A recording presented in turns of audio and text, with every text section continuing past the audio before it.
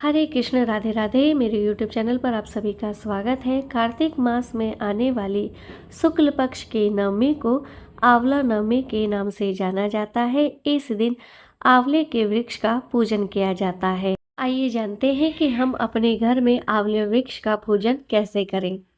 जब भी हम पूजन पाठ का काम करते हैं, उसमें हमें पहले भूमि को शुद्ध करना चाहिए।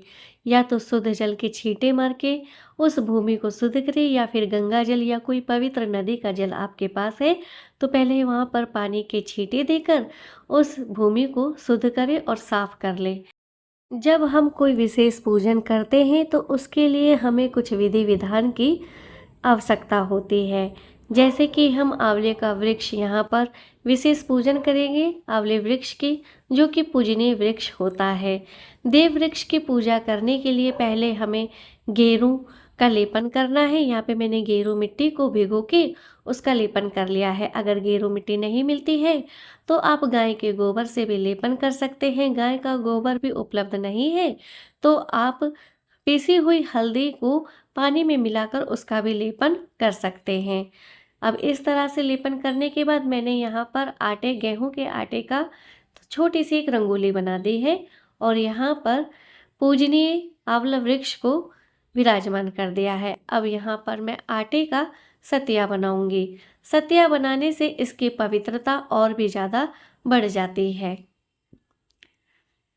कहते हैं जो हमने पाप किए हुए होते हैं उसका नाश करने के लिए हमें इस दिन आंवला नवमी के दिन विशेष पूजन जरूर करना चाहिए। इस दिन बहुत से लोग व्रत भी करते हैं और व्रत नियम का पालन भी करते हैं साल भर का।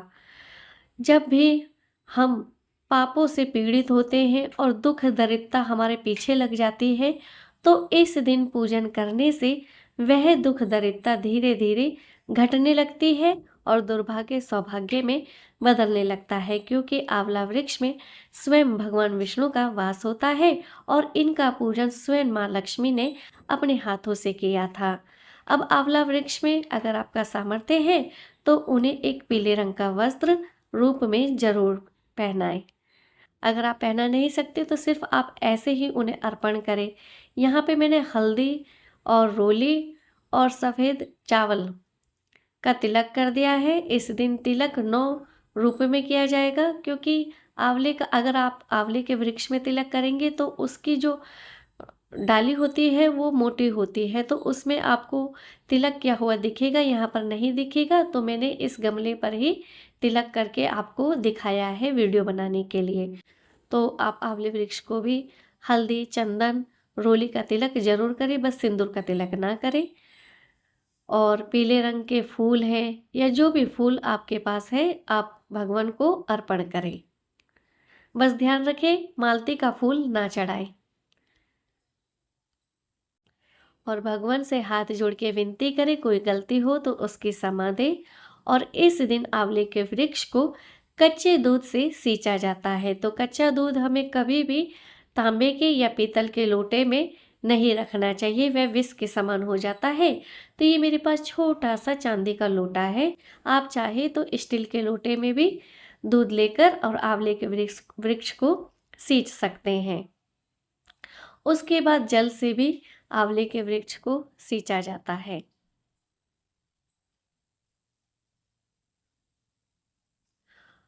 इस दिन आंवले के वृक्ष की पूजा होती है तो इस दिन आंवले के वृक्ष को आंवला जरूर अर्पण करना चाहिए।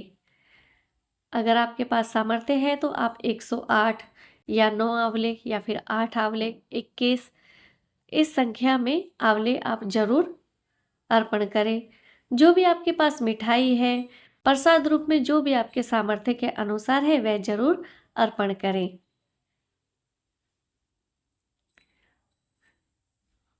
उसके बाद हमें आंवले के वृक्ष के नीचे दीपदान जरूर करना चाहिए, क्योंकि अगर हम सुबह पूजन करने जाएंगे तो दीपदान हम सिंपल सा दीपदान करेंगे। वह दीपदान कैसा होगा? गाय के दूध से बने घी का या फिर तिल के तेल का। बस इतना ध्यान रखें कि सरसों के तेल का दीपदान ना करें।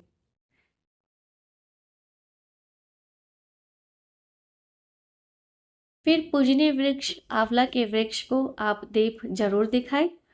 धूप अगरबत्ती दिखाए, अगरबत्ती बांस की नहीं होनी चाहिए और दीप में थोड़ी सी सफ़ेद तिल डाल दे। कहते हैं जैसे जैसे ये तिल चटकते हैं जब दीप पूर्ण होता है, वैसे वैसे हमारे कष्ट भी घटने लगते हैं और ख़त्म होते हैं। और कुछ तिल आंवले के वृक्ष को भी जरूर चढ़ाएं। और फिर शाम के समय भी आंवले के वृक्ष के नीचे जाकर दीपदान जरूर करना चाहिए। ये विशेष दीपदान होता है। दीपक में आंवला रख के और उसके ऊपर रुई की बाती बनाकर उसका दीपदान करना चाहिए। जो भी पूजा पाठ, दीपदान और आंवला वृक्ष के पूजन में हम जो भी करेंगे वह हमेशा के लिए अक्षय हो जाता है। अक्षय का मतलब होता है जिसका कभी क्षय ना हो।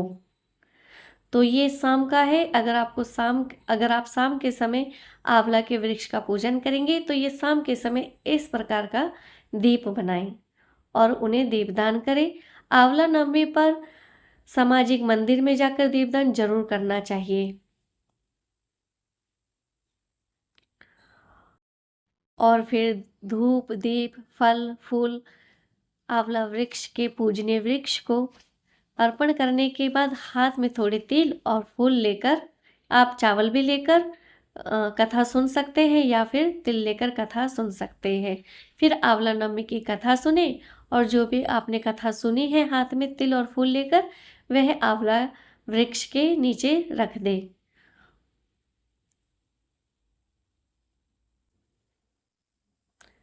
इस दिन कथा जरूर सुननी चाहिए।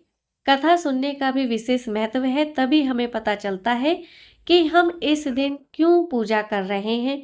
कोई भी व्रत हो, कोई भी पूजन हो, उसमें कथा जरूर सुननी चाहिए, जिससे हमें उसका ज्ञान होता है कि इस दिन इनका पूजन क्यों किया जाता है। फिर कथा सुनने के बाद हमें 7, 3, 3, 7, 21, 51 या 108, वैसे तो 108 परिक्रमा करने का विधान है, क्योंकि 108 ही परिक्रमा होती है। तो यहाँ पे मैं आपको बस इतना दिखा रही हूँ कि इस तरह से आप धागा लेकर परिक्रमा करें। अगर आप बाहर किसी मंदिर में या फिर बड़े आंवला वृक्ष के नीचे पूजन करने जाते हैं, फिर जो भी हमसे कमियां रह जाती हैं उन कमियों को पूर्ण करने के लिए दक्षिणा चढ़ाएं। उसके बाद जो दक्षिणा हम चढ़ाते हैं वे हमें किसी श्रेष्ठ ब्राह्मण को या फिर किसी ज़रूरतमंद को जरूर दे देनी चाहिए। जो मिठाई चढ़ाई है वह भी आप ब्राह्मण को दे सकते हैं, ज़रूरतमंद को दे सकते हैं, और कुछ मिठाई आप अपने घर में प्रसाद रूप में ग्रहण करें। आंवला नवमी के दिन आंवले का सेवन नहीं करना चाहिए।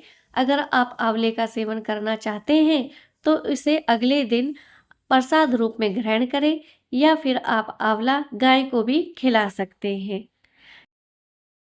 पूजन करने के बाद और कथा सुनने के बाद, परिक्रमा करने के बाद हमें भगवान श्री हरि विष्णु की आरती जरूर करनी चाहिए।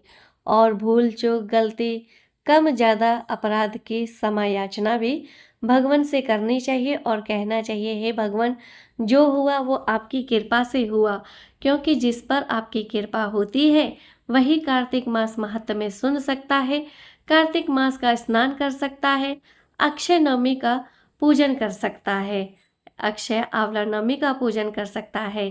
शास्त्रों में बताया जाता है जो इस दिन आंवले के वृक्ष का पूजन करता है या आंवले का दीपदान करता है, उसका किया हुआ यह एक कार्य 1000 गुना अक्षय हो जाता है।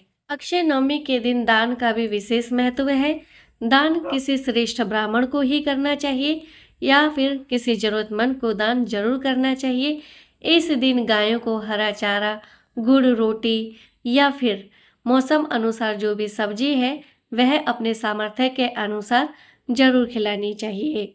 जाने अनजाने में हमने जो भी पूर्व जन्म में या अभी भी हमसे कभी भी जाने अनजाने में जो पाप हो जाते हैं उनकी समायाचना जरूर करनी चाहिए। और अक्षय नवमी पर जो भी हम पूजन करते हैं तो हमारे पापों का नाश होने लगता है। जो हमारा दुर्भाग्य होता है वह धीरे धीरे सौभाग्य में बदलने लगता है। जिस घर में तुलसी महारानी और आंवला की, समी के वृक्ष की पूजन किया जाता है उस घर में कभी भी धन की कमी नहीं आती, ऐसा शास्त्रों में बताया जाता है। उस पर सदैव माँ लक्ष्मी और भगवान विष्णु का आशीर्वाद बना रहता है। हे भगवान विष्णु, हे माँ लक्ष्मी, सदैव अपना आशीर्वाद सब पर बनाए रखें।